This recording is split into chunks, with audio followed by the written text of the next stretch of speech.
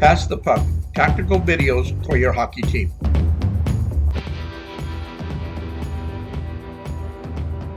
In this video, we're going to talk about bench management and why it's important to have your players organized correctly on the bench for quick exit onto the ice surface. Now, according to the rules, you're allowed to have 20 players on your bench. Now, in the game of hockey, each line consists of 3 players, a right winger, a left winger, and a center, accompanied by 2 defensemen and 1 goalie. In reality, there's 3 separate units, a forward unit, a defensive unit, and a goalie. So if you're allowed 20 players, that really consists of 4 forward lines, 3 sets of defense, and 2 goalies. However, the more players you have on the bench, the less time each player has the ability to play during the game. Thus, a lot of organizations only have 15 players on the bench. This consists of 3 forward lines, 2 sets of defense, and 2 goalies. The minimal complement you can have on your team is 1 full line, which consists of 3 players, 1 set of defense, which consists of 2 players, and 1 goalie. In the game of hockey, you only have 3 periods. Each period consists of 20 minutes in length, depending upon what level of hockey you're playing at.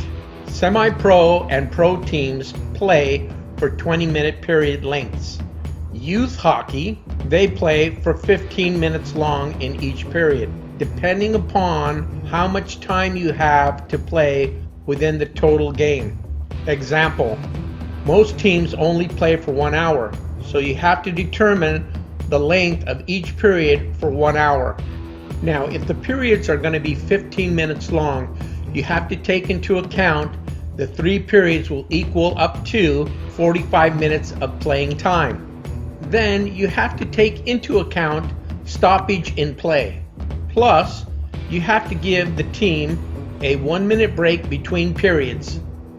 Now, generally, the time allotted for the game are 2 periods that are stop time, and the 3rd period will be known as running time. Now, what are the differences between the two?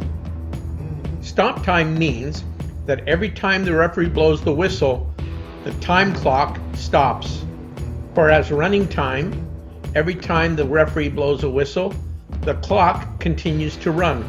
Plus, each team has a 1-minute timeout available to them if needed. Now, each team is allowed 4 coaching staff members on the bench.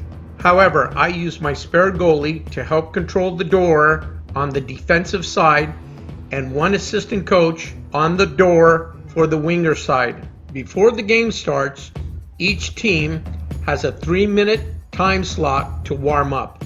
This 3-minute warm-up is designed to get the players ready for competition. Now here, you will see that I've placed 6 players of each color on the ice surface. Plus, you will notice that I have 2 players that are exiting the ice surface towards the bench.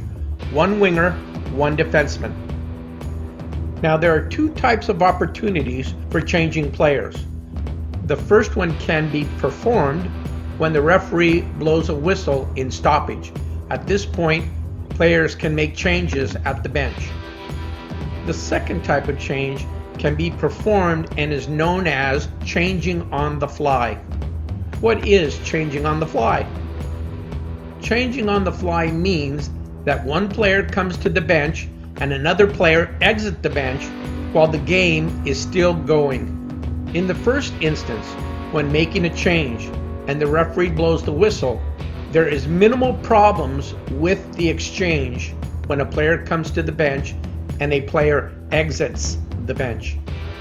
However, when changing on the fly, there can be some problems. The problem is players have a tendency to go to the open door that's getting ready to exit the new player onto the ice. What this does, it keeps the player on the ice surface while the new player exits the bench onto the ice. Thus, putting yourself into a situation where you have too many men on the ice. What does this mean, too many men on the ice? As mentioned before, the line consists of 3 wingers, 2 defensemen, and a goalie. If a player exits the bench to the ice surface when there's 6 players on the ice and you add 1 more player, that becomes too many men on the ice. Thus, the referee will award you a too many men on the ice penalty. This means that you will have to pull 1 player off the ice surface and put him in the penalty box for 2 minutes. To alleviate this problem of standing still at the door entryway, I have my players move towards the center bench area and exit the ice over the board onto the bench, as you can see here with F3 and D2. This gives the exiting players that are moving onto the ice surface a quick release out of the bench area. It is vitally important that each individual player understands the change process. Once the change is being made, those players need to move in the direction of the door. This movement gives the ability for those players exiting the ice surface and coming over the boards to find a place on the bench to sit.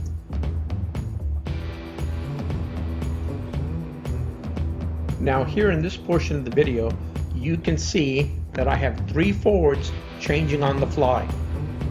How long should a player stay on the ice? The average player should stay on the ice no longer than 1 minute.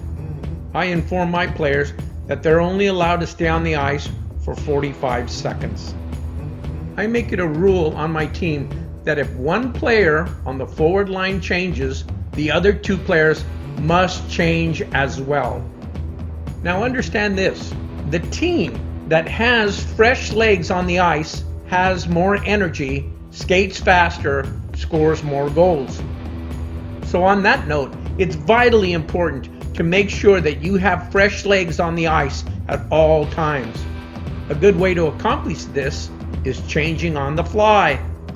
Why 45 seconds to 1 minute shifts? Statistically speaking, after 8 seconds of a 90-degree knee bend, the thigh muscle starts to ache due to lactic acid buildup in the thigh muscle. Once this lactic acid starts to build up, it causes a cramp in your thigh muscle, thus causing the player to stand up straight beyond that 90-degree knee bend. Once that player starts standing up straight, he loses power in his stride, thus slowing down. To keep this from happening, I want the players to change every 45 seconds. For every 1 minute of work, the player needs 2 minutes of rest. Thus, the 3 lines. First line on the ice for 1 minute, and then that line is off on the bench for 2 minutes. Now, after my line has been on the ice for 45 seconds, I'm going to have them change on the fly and then put my line 2 out as line 1 comes to the bench. Then, 30 seconds later, I will change my defensive line as my forward line turns and starts on the attack. Then I change my defensive players.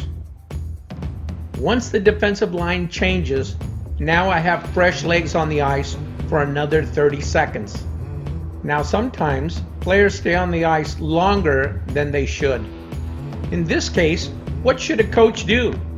In this instance, I bench them. And I don't let them back on the ice until they understand why they've been benched. It's vitally important to have discipline on your team, especially when it comes time to changing. Remember, the team with fresh legs on the ice wins. So how do you make sure your players shift at the correct time? To do this, I perform what's known as a 45-second shift drill.